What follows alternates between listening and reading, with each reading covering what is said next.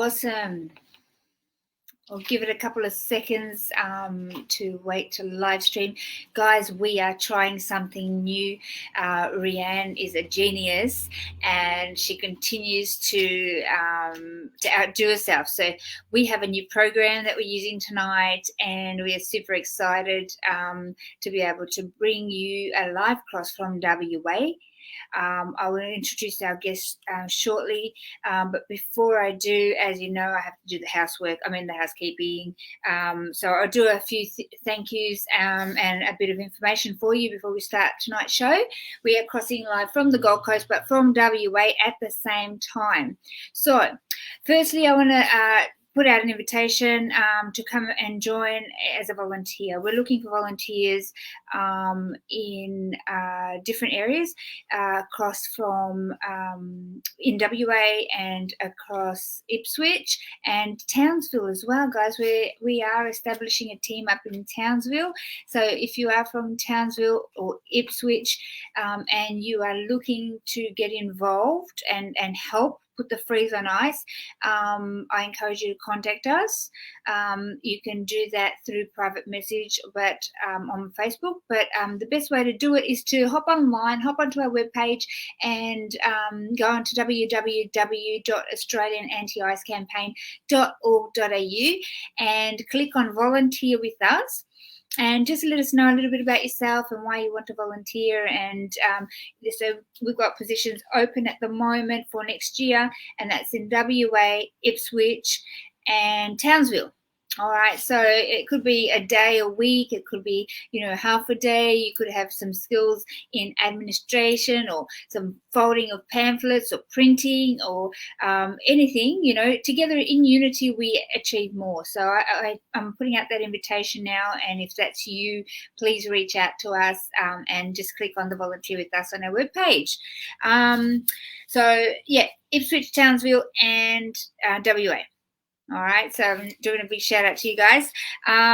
Just wanted to do a huge shout out to Set Free. We have been doing intervention with the street feeds with Set Free and Mel and Edith from there, and the whole team. It's just amazing what's going on there, and we're being able to put people into rehab from there. So our outreach team, on the streets team, they are out and about, guys, and they do outreach on Tuesday, Thursday, Friday, and also Anthony from our team does feeding of people in need in Surfers Paradise, and he's out there on the streets, feeding people and handing out clothes and stuff. We are also, I wanted to do a big shout out to Cross Life Church. Quite amazing. They're not far from us, and they have really understood the heartbeat of what we do, and it is the work out there with the people, out there, people in need. So they have joined forces with us, and we have been able to provide food and also a lot of comfort and counselling and coming together for the community of Southport here on the Gold Coast. So they have been absolutely amazing, and Pastor Jim there, they are working with us. They're going to be lending us a coffee cart, so we're going to be able to open up this coffee cart that we've been wanting to do for quite some time. So we're super excited to be able to do that, and you'll see us around at events. So we'll have a bit of a graffiti. It's the Neo coffee. Well, it's not. It's Coffex coffee. The Neo van. You'll see that around. Come in and say hi and share your love, guys, so when you see that around. So thank you so much for Cross Life Church. Thank you for joining with us.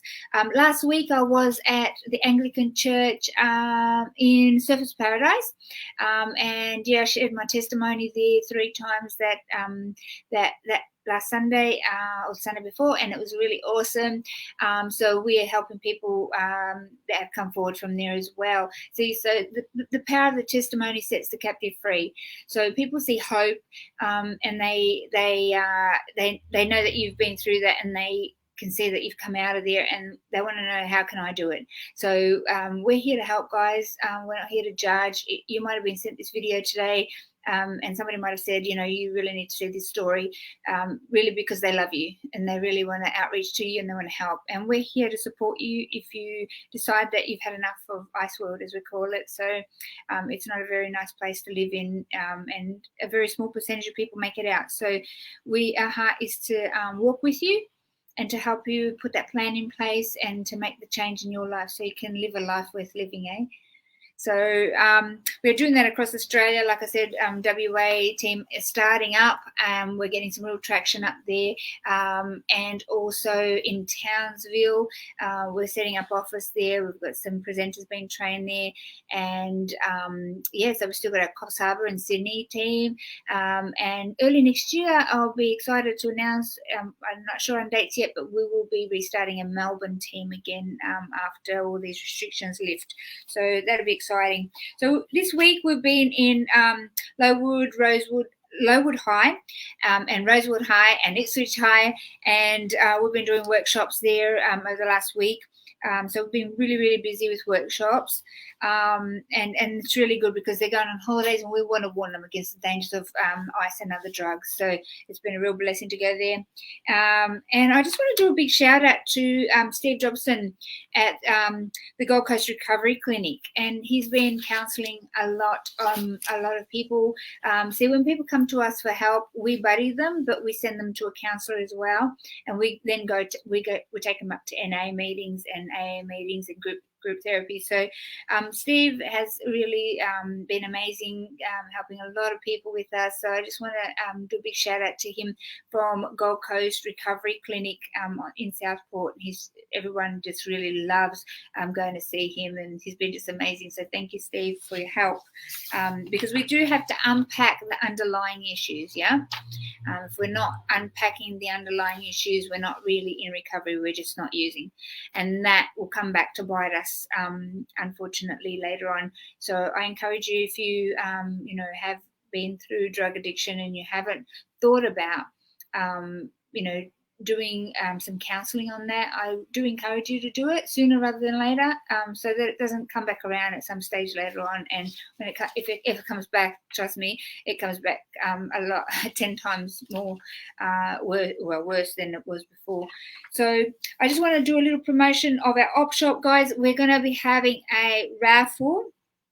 I can't give you the details yet, but I can tell you that something very big is coming soon. So I want you to keep an eye out and on our op shop, and I think Rianne will put our Facebook op shop page. She might put that down underneath. You can follow that. It's AAIC op shop, and you can follow the Facebook page. So make sure you click on that, and you can be part of the something very big is coming soon. So let's have a look at that. It's pretty cute, actually. So yeah, we're looking for volunteers for the op shop, guys. If you want to volunteer, we still have a couple of spaces left, and especially over Christmas. So we're also giving away clothes and stuff for people in need. So if you have a heart to help those in need, now's the time to do it. Yeah, because that's what Christmas is about, isn't it? It's about giving. So, one more thing before I go. I just needed to remind you about the Bliss Trio. So don't forget that that's our Christmas package that we're doing with Essential Grace. And so Essential Grace have included a special package for us, and it's called the Bliss Trio. So it's 1.5 hours of just absolute bliss, exactly what it says. So that includes a holographic audio and warm towel. You get a massage and a facial and a foot treatment, and it's just beautiful there. And that's in Burleigh at the Swell Resort. So if you want to book your Bliss Trio, your package, we've only got 25 of those available, so you better get in quick. You need to contact Charmaine on 0412 377-011, and just give her the reference AAIC, and you'll get that special package for only $80. And it's our special for Christmas. It is a fundraiser for AAIC, so you'll be it's a double whammy. You'll be able to help us and help us help more people. And you'll also be able to look after yourself and have a treat for Christmas, or you can get a voucher and give it away to a friend. Yeah, so treat somebody for Christmas. That'll be awesome. Great. Okay, so all my houseworks are done now. I'm so excited to introduce to you our guest. Her name is Claire. Welcome, Claire. Hey, Andrea. Thank you so much for joining us on the show tonight. No worries. Thanks for having me. I'm really excited to share my story. Awesome. I believe you recently joined the AAIC team in WA, and the team they just love you. They just think that you're amazing, and I am so super excited because they put you forward to go to a government meeting in WA. So that's you jumped in the deep end, girl. Yeah, I sure did. No, the guys are great. It's a really, really great team. Everyone seems really supportive, and they welcomed me with open arms, literally. And yeah, this Sunday should be a really good experience for me as well as for AAIC. That's awesome. And you guys are still recruiting some volunteers. So if I just did a shout out before, if anybody wants to volunteer with WA team, they can get in touch with us, and we'll get somebody to call, somebody from your office there to call them back, and welcome them. Doesn't matter absolutely. Yeah, awesome. I want to show you my cup, right? The team gave me this cup. It says I'm always right. And it says in here, inside, it says yes, always. And then they try and pinch my cup so they can be right? But they aren't. I am super, super excited to have you on the team, Claire. And, to be honest, I don't know a lot about your story. I have a brief when you filled out your volunteer paperwork. So I am all ears, and I'm super excited. Looking at you, sweetheart, I would never ever have said that you've been in drug addiction. Like, how long have you been clean? I have been clean for 21 months and 2 weeks. Wow, that's awesome. And fantastic. Congratulations. Yeah, huge transformation. Thank you so much. A massive transformation. Like the way I look now, completely it's a complete, you wouldn't believe the person I was if I was to show you a photo. It's quite devastating to look at. It's difficult to look at now, but it's also very much of a reminder as to what I don't want to go back to. So I would have loved to have prepared, or I don't know if you've got anything handy of a photo of what you were like back in addiction. I don't have one handy, but we did talk about this at the WA team meeting last week. I've definitely been planning to kind of get a few together, especially for the presentations when we go out and speak to the kids in the schools and things, because I think it's so important for them to see that we're not just people standing up on a stage trying to talk about the fact we've had lived experience. We can demonstrate where we were and what we've become and the transformation. Yeah. So tell me a little bit about your story, Claire. You're doing great things today, and you look fabulous, I've got to say. So, and I've experienced that when I go to a classroom with kids, they go, "Oh, but you look fine," and they don't really see the journey, and they don't see the damage, the internal damage, and the depths of what you've had to climb out of. Tell me a little bit about your story. Like, when did drug use, first start for you, and what was your your childhood or your teenage years like? So I grew up in a really loving family. My mum and dad are still together today. I've got 3 amazing brothers, one of which I'm very close in age to. We're only 17 months apart. So we grew up very close. And then my younger brothers, that are twins, were born 9 years when I was 9 years old. So there's a bit of an age gap, but it was I'm a very loving, nurturing person. So I used to get so much joy out of helping my mum when I was young, to help with the twins, you know. And so, yeah, like I grew up in a really nice family environment. Nothing unusual, nothing difficult really about it. I went to a good school. I was well looked after. I was probably quite overly protected. It's something that I think my parents even look back on now and think maybe that was a bit too much, being the only girl. And, you know, my mum has had her own experiences of trauma that I think maybe led to me being very overly protective and kind of sheltered out of the real life, you know. Like I wasn't very street smart, to say the least, but I was still raised really well and in a loving family. And I went through school and I finished school and I went on to higher education and developed a really great career in finance. I had my son, and I was actually 25 when I took my first drug. So it was a bit later in life than most, from what I gauge in recovery now. The first drug I took was ecstasy.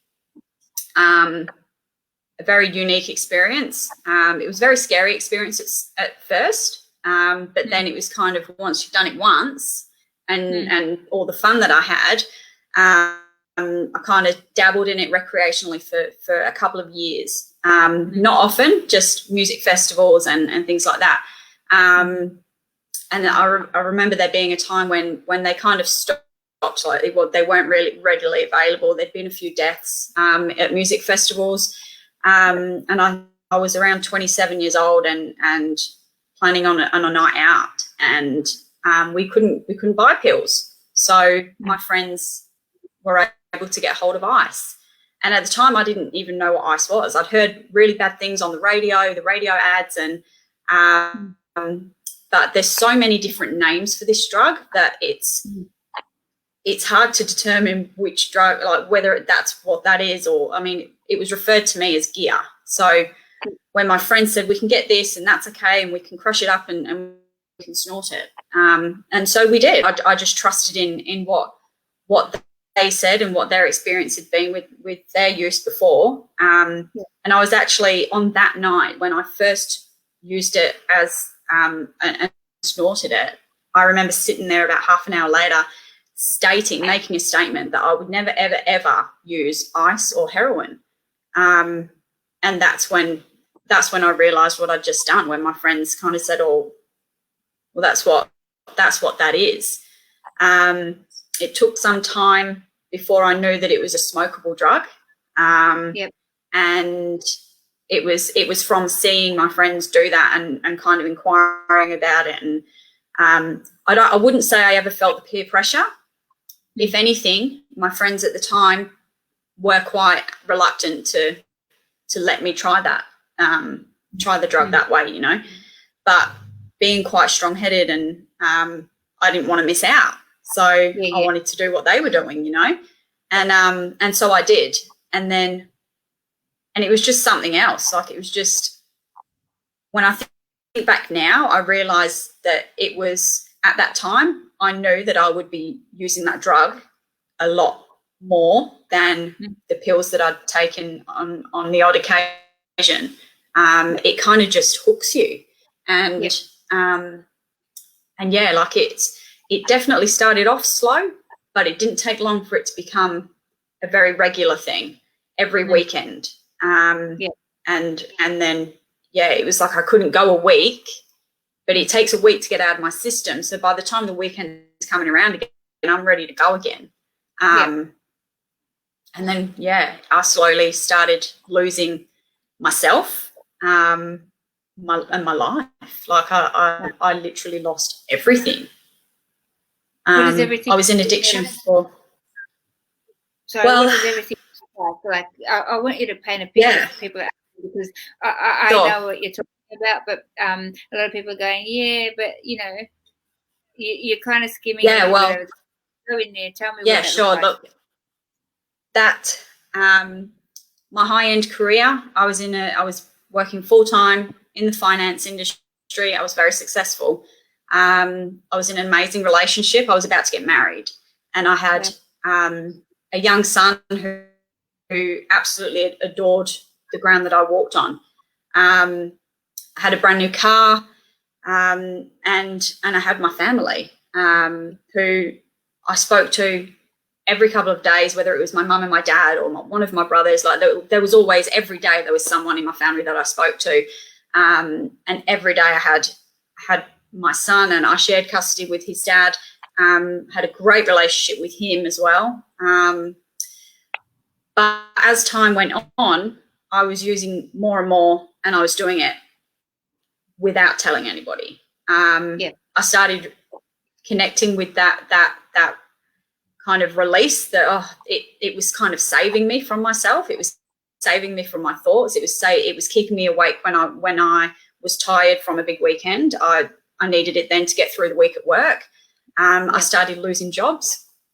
I lost my job, and it wasn't long before I got another job, and then my son had a really bad accident. I mean, he broke his back, which then added to the stress sort of thing. And I wasn't in a capacity to kind of deal with that head on, because I was getting weaker and weaker from using quite regularly. So I had to leave that job as well. I was using every day whilst my son was in hospital without telling anybody. I was living in the hospital and trying to function and trying to keep on top of my emotions and trying to be strong. And as much as I heard every day how strong I was, the only reason I felt like I was strong was because I was highly functioning, because this drug was kind of blocking everything else out, Didn't take long before I lost my relationship. My partner and I broke up about 6 weeks before we were getting married. So was he using? Was he using? Your partner, yeah. He had used. He used sporadically, but he was not using to the capacity that I was. He found that he worked away. So when he worked away for 4 weeks and he was home for a week, he would use a little bit when he was home. But he had no idea. Like, I was spending his money. I was spending our money. Like, I was spending thousands, and he thought that money was going into an account to pay for our wedding. We had to cancel. We had to cancel one venue for our wedding because I'd spent the money, and explained it away with complete lies. Like, I became the complete opposite to what I'd been raised to be. I went against my values every single day just to get my fix. So that led to me losing him. And then I was on my own with my son and trying to cover myself. From then, I struggled to get work. When I did work, I was in and out of jobs because I couldn't hold a job down. I was drastically losing weight. I dropped down to 38 kilos at one stage. And I remember telling my mum that I was fine, and seeing that pain in her and that worry, because in her eyes, she's looking at a frail girl that she doesn't even recognise. And and 38 kilos, I was saying, but I'm putting on weight, Mum, like, it's the insanity of my mindset when I was back there. Like, I think about it now, and I just, like, God, I remember just crawling into a corner and curling up and crying until my dealer rang to say, I've got stuff, you can come pick up, and that's how I started living. Like, I was destroying I was then a single mum, and destroying my relationship with my son. I was leaving the house in the middle of the night whilst he was in bed. I was bringing people into our home that he didn't know, complete strangers, and pretending like I'd known them forever, And this little boy started, like that look in his eyes when he sees me every day started disappearing, you know, like that happiness and that excitement and that safety started slowly disappearing. And it took me a very long time to admit that I had an issue. I was using every single day, and then I started dealing to cover my habit. And I fell into the trenches then. Can you tell me, like, what was that time period from when you started using every day? Like, what was when you just used occasionally and then you went to using every day? How long did that take for you to start using every day, Claire? Literally months, just a few months. Yeah, wow. I started using in late 2013, and I was using every single day by April 2014. Wow. And in that short period of time, I'd lost multiple jobs, and I was on my own then. My partner had left, and I was avoiding my family because I didn't want them seeing me after I was in and out of relationships, like meaningless relationships, just because it was those unhealthy connections I was making whilst using the drug, you know, someone that could connect me to being able to get my hands on it, basically. I was neglecting my son. And, yeah, so it didn't – once I was on my own, avoiding my family and trying to live, trying to survive, and I started dealing to Sorry, we've got a little bit of a delay, so sorry if I cut in. Tell me what was going on for you. Like, could you see that things were deteriorating and that life, you know, you were losing everything, and that your son was hurting? Could you see that? Tell me what was going on in here for you. No. In my head, I was fine. I was a functioning person. I could stop anytime I wanted. That's what I told myself. I wasn't losing weight. It didn't matter what the scales told me. It wasn't happening. I'd learned how to dodge drug tests that my mum had started taking me for because she was adamant that I was using some kind of drug, and I was like, I'm not. I'm just going through a real rough time. Like, I've had so much going on in my life, and it was that pity party. I wanted everyone to be in the midst of my pity party because I wasn't a drug addict. I was just trying to get by.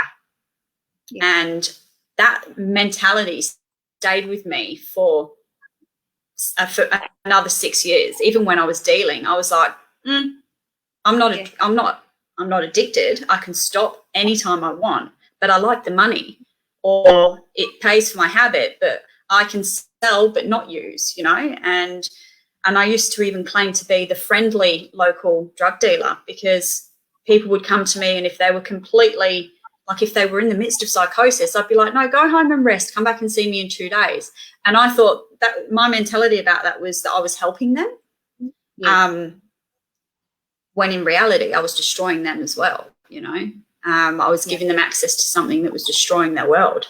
And the dealing became bigger and bigger, and the type of people I was meeting became more dangerous, and the relationships I was entering were becoming more and more dangerous, and the people coming through my home with my son there were becoming more and more shady.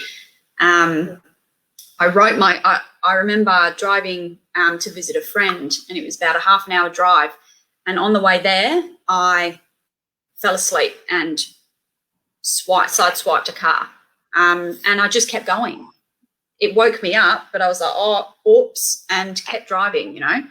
On the way back on the same trip, I got stuck between two cars because I fell asleep in a merging lane, and I just kept going and ended up between two cars, jammed. And then I was like, oh, sorry, and kept going again. And that wasn't enough. Like, my insanity was, it was just an accident. I didn't fall asleep. I just wasn't paying attention. The reality was that my body was shutting down, like my brain was shutting down, and I was shutting down, and I couldn't admit it. I'd pulled over on the side of the road and would smoke more to keep me awake until I got home. And I remember a week after that, I wrote that car off. I was in a very bad accident. I was lucky to walk away. Like it knocked me out, and I was underneath a truck. Like my car ended up under a truck. I had the tray of a truck in my windscreen. Wow. And when I came to, there were people literally holding me down so that I didn't jump forward, because there was a tray of a truck in my windscreen, you know. And I got out of that car, and my biggest priority was get this shit out of the car and call my friend to pick me up and just go. And I did. Like, I left before the police got there. Wow. And I made sure that I had the stuff with me, because that was save the stuff, you know. Yeah. My car got towed away. I didn't have insurance. I've never seen that car since. Wow. So I lost my $30,000 car. And I just thought I was still saying, this isn't my fault. I didn't fall asleep. I was just driving somewhere that I wasn't familiar with. Yeah. I hear you. It's the whole denial thing, you know, and Claire, we see people every day that are in that place, you know. They're just, now I don't have a problem. I just need to, you know, not use as much, and I'm managing it. You know, it's just something that I do for fun, and I'm okay. And they're making a big deal. My family's making a big deal about it, or people that have contacted us on their behalf. I had a question for you. Did your family see what was going on, and did they try to show you, like, what were they saying?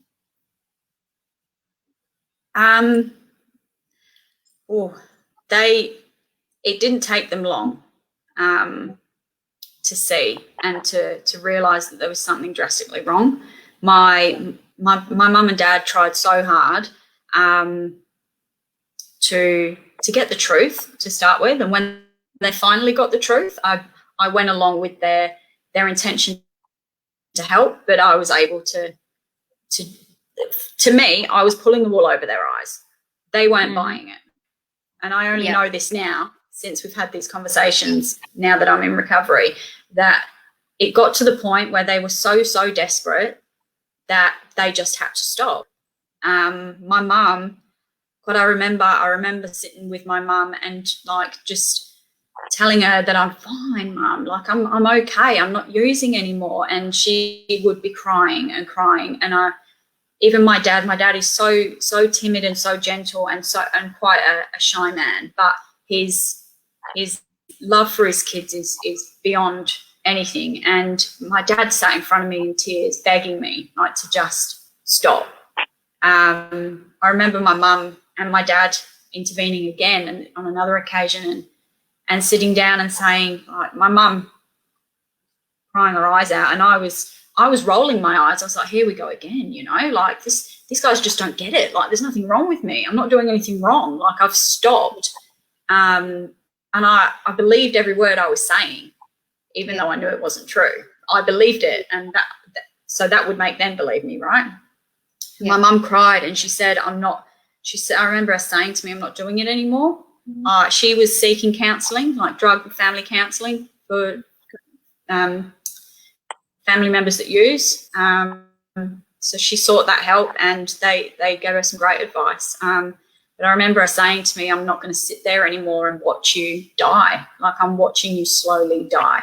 And and from then I was lucky.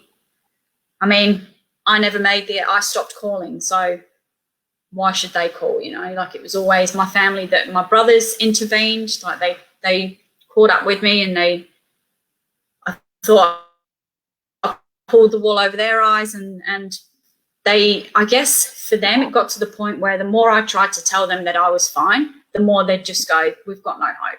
Like, she still thinks that we're buying this shit, you know? And I really did. Like, I really did. And they wrote me off. They basically, every phone call would be a fight, because I was getting more and more of I was becoming more and more affected by the drug. That anger was kicking in, that defensiveness was kicking in. I was 110% denying that there was anything wrong with me. I was keeping a roof over our heads, but I was getting kicked out within months of moving in, and bailiffs would come and move me out. And then I'd rely on new rental applications just to get another place to stay. We moved house, my son and I moved house 7 times in 14 months. Yeah. Wow. That's a lot. It is. And you know, some people, a lot of people end up, you know, on the street and homeless today very, very quickly because, you know, they're not as fortunate as you were to be able to find another rental, you know, and sustain that. Yeah, I mean, that didn't last long. Long. I was becoming more and more negligent. I was taking bigger risks. I was expanding my network because I honestly thought that I was some big fish, you know, like I really thought that it became a power thing. Like it was all power and ego, and I was cool, and I had all these different aliases that people knew me by, and I'd hear other people talking about one of my aliases like it was someone else, and they had no idea that that person was me. And I really I thought I was some kind of gangster, and it's quite scary how far I pushed those kind of legal boundaries. It took quite some time for the police to come knocking on my door, but when they did, they came with force, and I had no idea they were coming, but I should have, you know, like I was naive to think that they didn't know what I was doing, because the capacity that I was using and selling, it was ridiculous. My son was there when my house got raided, and it was the most. I can't speak for him, but it was traumatizing for me knowing that he was in the house, you know. But I ended up with charges for possession with intent to sell and supply, paraphernalia, and failure to comply with the orders of an officer because I refused to give my phone passcode over, because I knew if I did that, I was done. But that didn't stop me. Like this is I look back now and I'm like, God, why was I so stupid? Like, why was I so stupid?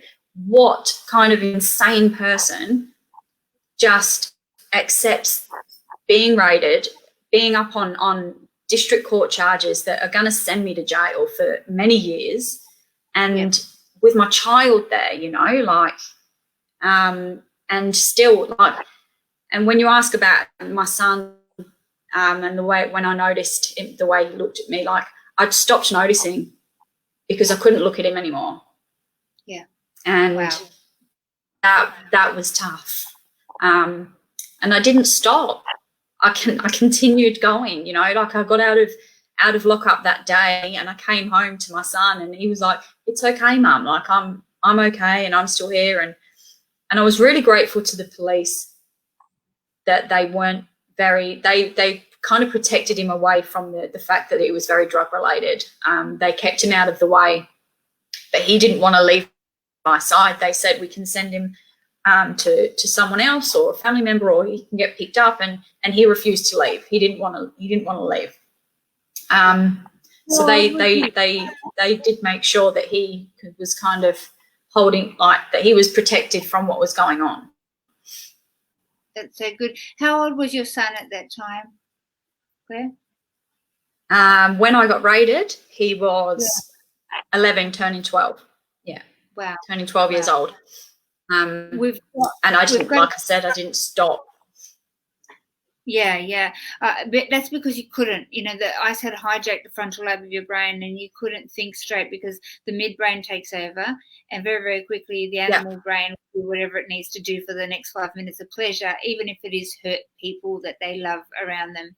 And it is, that's why it's called ice, you know, it freezes the frontal lobe. You can't think logic, rational decisions. You know? So you do things that you wouldn't normally do. But Claire, we do have a question. We've got a question from Yvonne.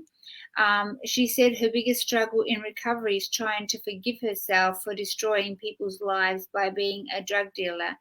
She's asking if Claire has felt that as well. Wow. Every day I still struggle with that. yeah, that forgiving myself has been one of the biggest challenges. And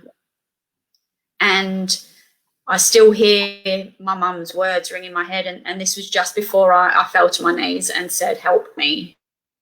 Because my mum, when she found out about my charges and that I was a drug dealer, her words to me were like, you're my child and you are doing these disgusting things. And to my mum, her children are her children, doesn't matter what age they are, we're her children. And she said to me that she wanted nothing to do with me. She was like, I won't be a part of your world anymore. And she said, because I'm not going to sit by and be okay with you selling drugs to other people's children and destroying their lives as much as you've destroyed your own. And I, like, straight away, I was like, I don't sell to children. And she was like, you're my child. And someone is giving that stuff to you. And to every mother, that doesn't matter how old their children are, that's their child. You're selling drugs to someone else's child and you're destroying their lives. And she said, and if you're going to continue that, then I want nothing to do with you at all. Wow. So, yeah, it's a scary thought, and it's a scary, like, I still, when I think about it now, there's hundreds, probably thousands of people that my drug dealing has affected. But as much as I struggle with it, it's a battle. But I've really got to try and let go of that and accept that was my world then, and the desperation and the insanity of it wasn't my true character. It wasn't my authentic self. I wasn't living by my values. And so long as I can do that now and I continue to do that, then I know that I can leave that behind me. Yep. And I can move on. Yeah. That's a great answer. And it is like, you do think about the many people, having been there myself, you think about the many people that you've impacted with this drug. But you have to go, okay, I made those choices under the influence. It doesn't make it right. It doesn't make it the right choice or the right thing. But, the frontal lobe of logic, rational decisions, where you use that to do to operate daily is not functionable. You're not functioning in that capacity. So you've got to go, okay, that's what happened, but that's not who I want to be, and and make it right from that point forward. And you've done extreme, a long time of recovery. You've been heading down the right track, and I know that you're today still helping a lot of people in the area of recovery, and giving back, I guess, with ARC, warning other girls and other youth and other people about the dangers of this drug. I know that daily, our people that go into work do with the workshops daily, we're stopping 60 kids at a time, get to understand the dangers of this drug from a real lived experience, and they get to understand how what we were thinking, and how what actually happened, and how it destroyed our lives. And we can really put it out there and say, is that what you want for your life? We're one of the few that have managed to escape that. It's a minimal amount of people that actually come out of that world. You may not come out. I remember when I met a gentleman in Tony Wood in Sydney, and his daughter took an ecstasy tablet and she died.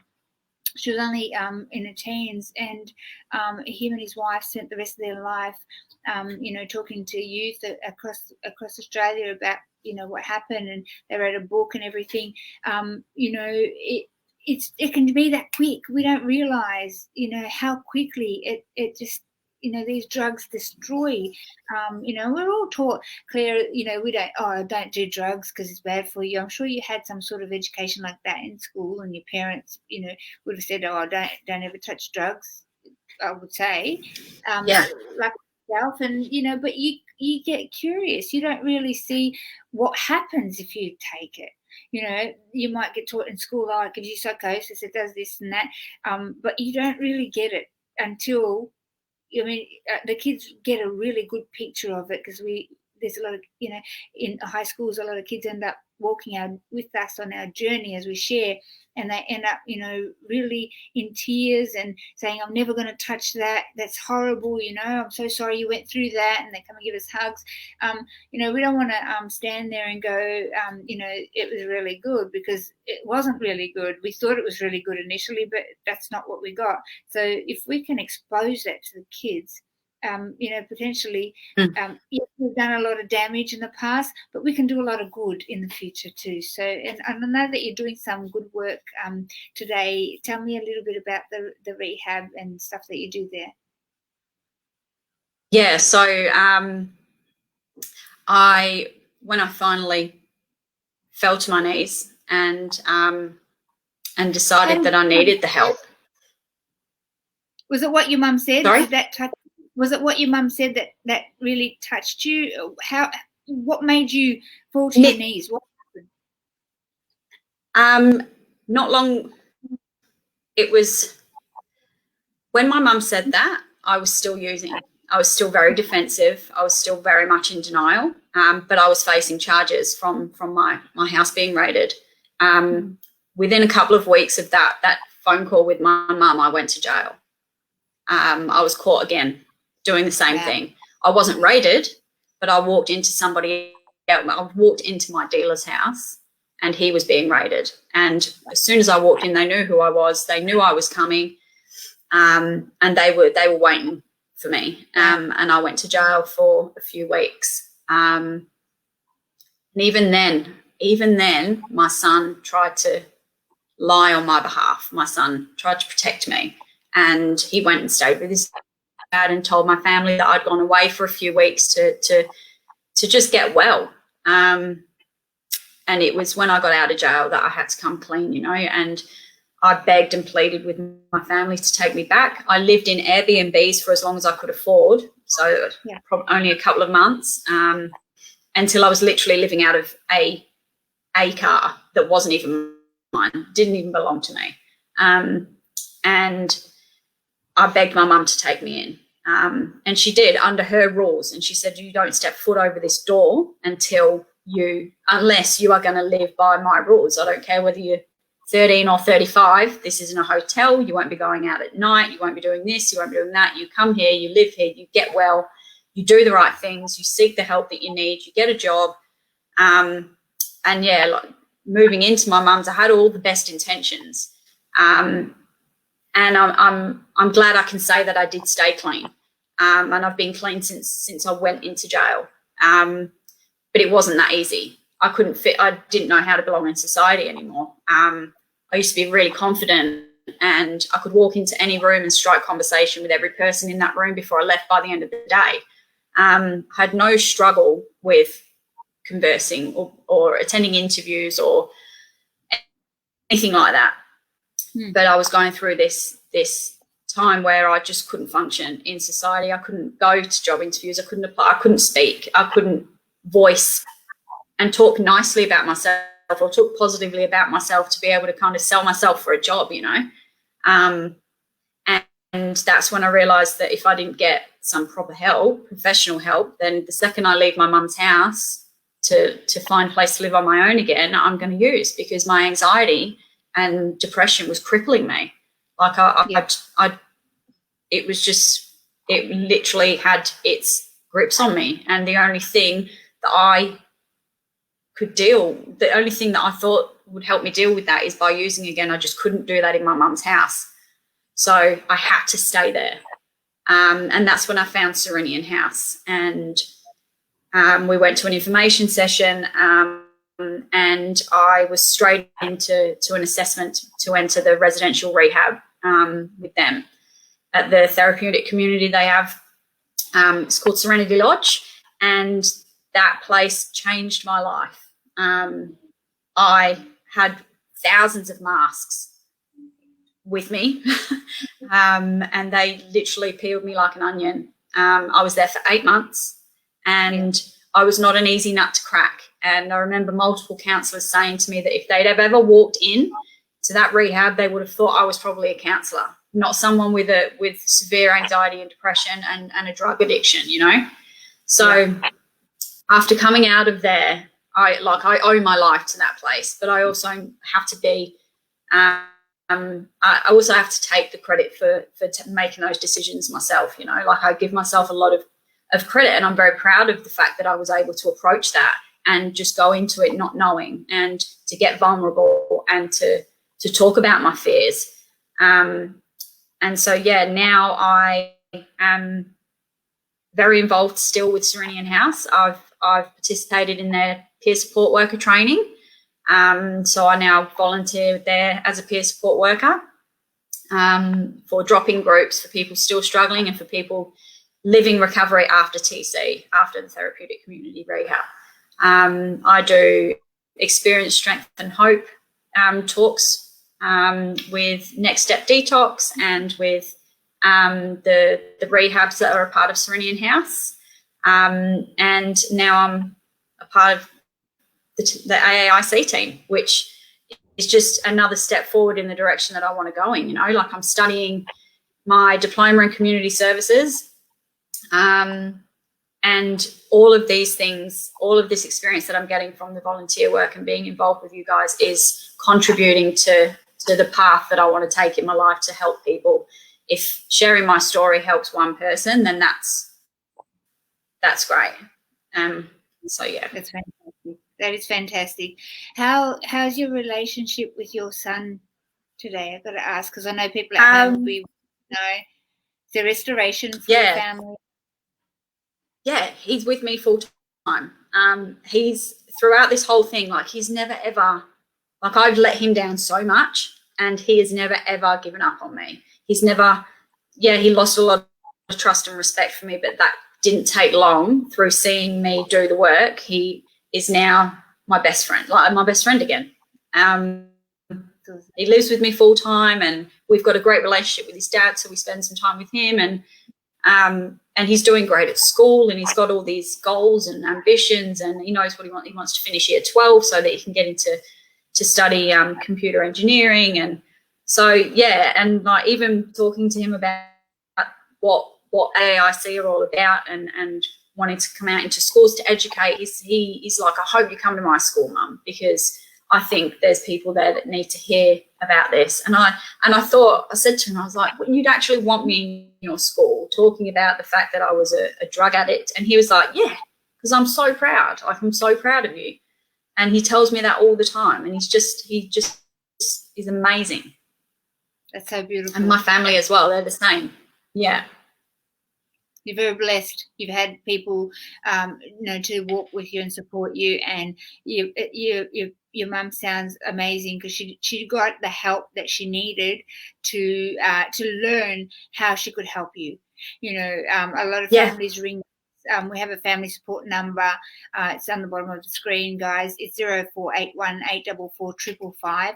And we constantly we have online counsellors that manage those calls, and they help people every day.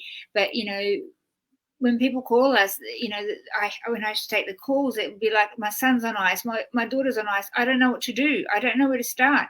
So, and they're like, well, I've been feeding them there on the street, but I'm giving them money and they're not coming home. And I'm like, well, you can't. So we've got to teach them about what's going on in here, in the brain of somebody using, and why they're behaving like they're behaving, and how the family can help. And so we've been really blessed, because we've got some training through Optimal Health Group that George Patrici has put together, and it's called SAMI Brief, Substance Abuse and Mental Health Intervention.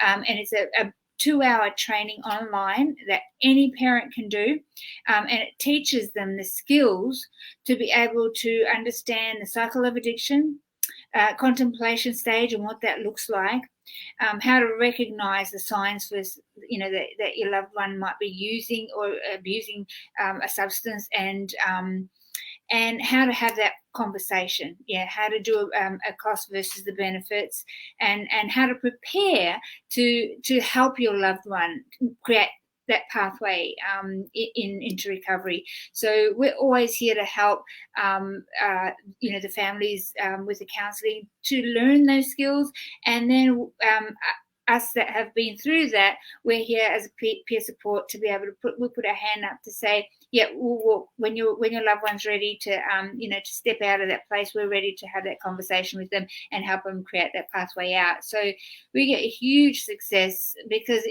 addiction, it involves the whole family, it involves the whole community. And when you don't know, especially with ICE, when you don't understand what's going on, because it's such a radical change and transformation, negative transformation in the person, you can't, as a parent, you just want to love them, you just want to stop them from hurting themselves, but you can't.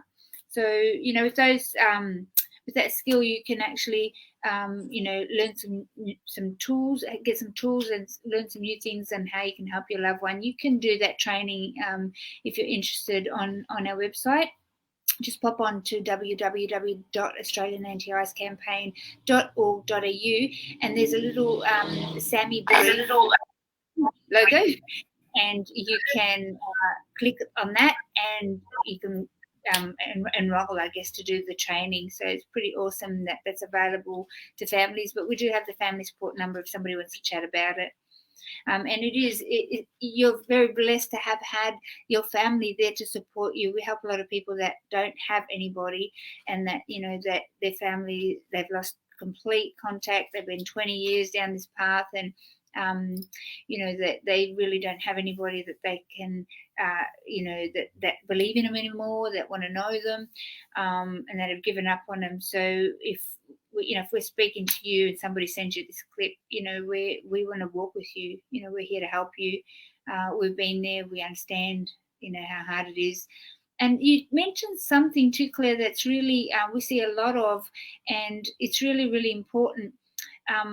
To kind of put out there, a lot of people think that they don't have a problem. That's a biggie, and if you are using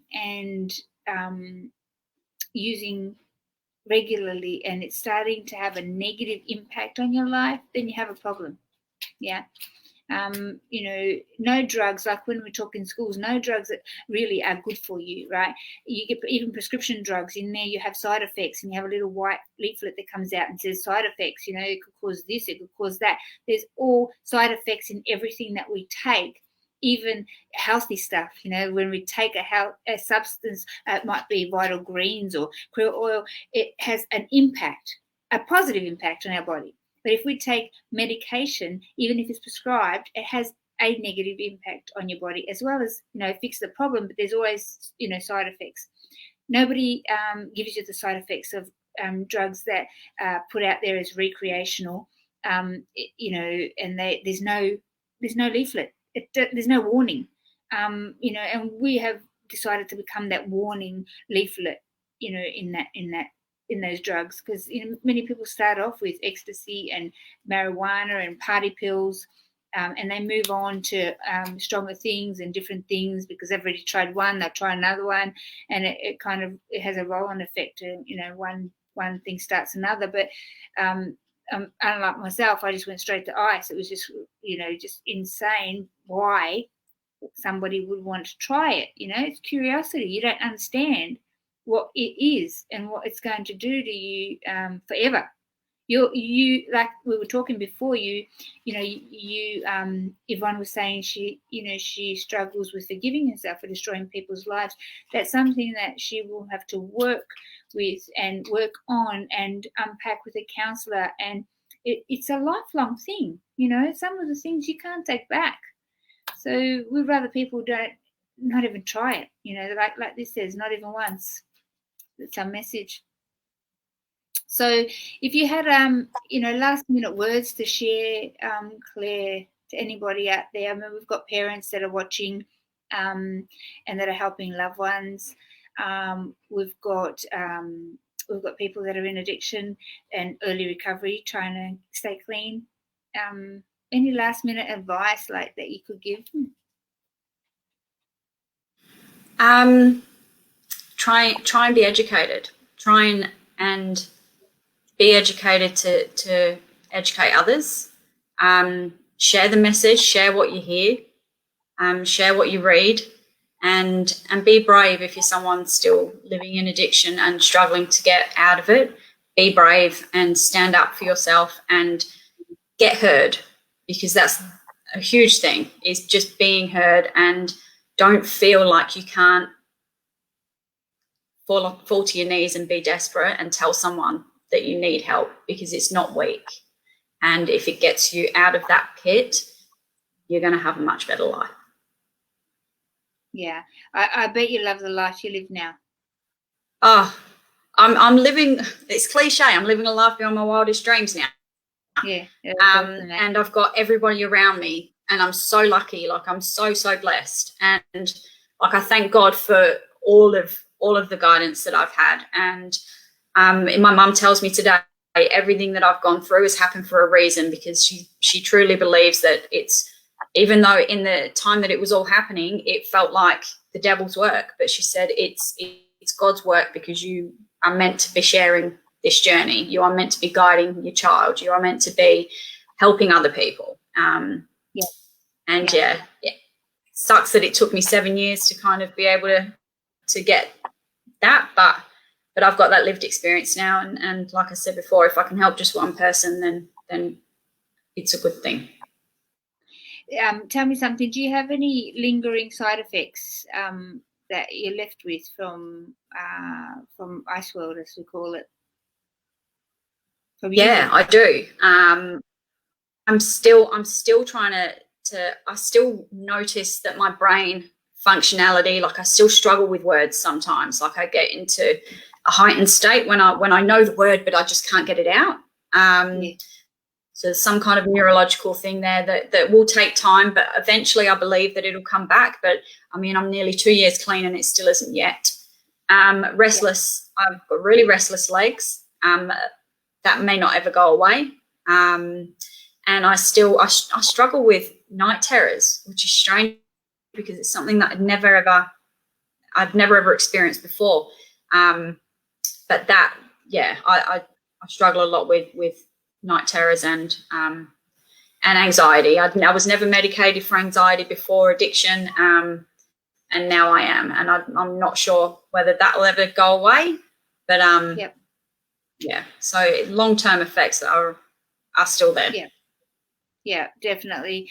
I hear a lot of memory issues, kidney problems, because you're putting, poisons into your body. I bet when somebody first offered you to snort this or to have a pipe, you didn't see that there was Drano in there, and there was acetone in there, and countertop cleaner or glass or stuff like that. Were you shocked? I had no idea. I didn't even know it was a man-made drug. And even now to this day, like, now I'm educated and now I know all these things. There's and I'm so on board with wanting to share my experience, because it is so dangerous. And even it was only recently that I lost a friend to this drug, because they with the COVID thing and the lack of it, I believe, a friend of mine overdosed on lithium because it was packed with lithium. And it's just another thing that they put into it, and the danger of it is tragic. Like, my friend lost his life, and this was only a matter of months ago. I'm so sorry to hear that.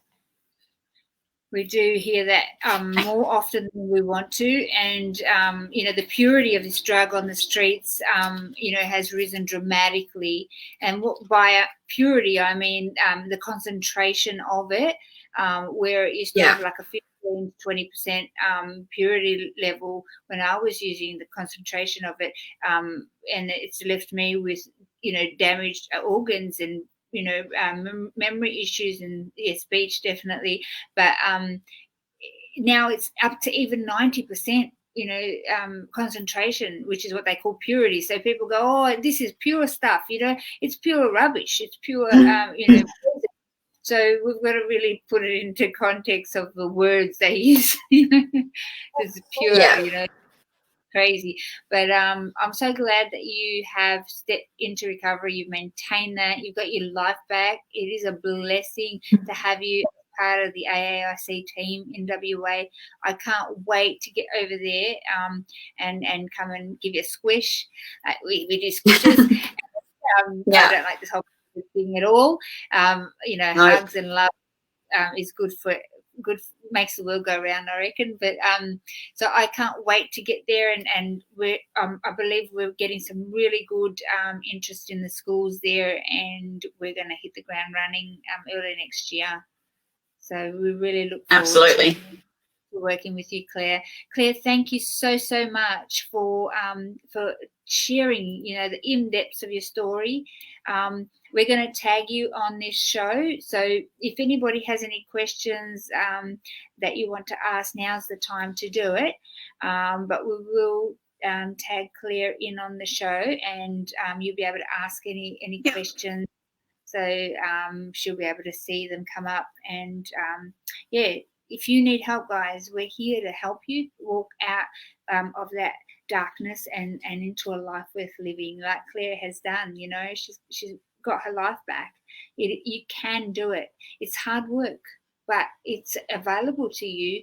And like Claire, I live a life beyond my wildest dreams. I'm just so blessed, and it's a few of us make it out. Some of us lose our lives, like your friend did. Others end up in prison, and some in mental health institutes forever. So it's a really sad journey. Not even once, guys. That's our, that's what we're saying. Don't touch it. It's not worth it. It's not gonna. It doesn't pay the price. The price you pay, it's not worth it. Don't go there. Yeah, if you need to get hold of one of our workshop, we are doing booking workshops for WA team for early next year. Please get in touch with us. We're taking bookings now. So we're starting to fill up early up in the year. February, March, it's starting to get quite busy. So we encourage you to get us in your school. Yeah. So, speak, if you're from WA, speak to your school principals, to your PNC. But yeah, let's make this happen. Let's educate our kids from real lived experience, and let's put the freeze on ice in your community. Yeah. So Claire, thank you so much. God bless you. You're absolutely stunning and beautiful inside and out. Thank you. And, you're just a beacon of light for those that are still entrapped in addiction. I know that if they're watching, they think maybe this could be for me. Maybe I could reach out for help. Just maybe. Yeah, and I'm sure you're already helping people out there. Absolutely. To walk with them. I look forward to chatting with you. Absolutely. I need to teach you a little slogan. Are you ready?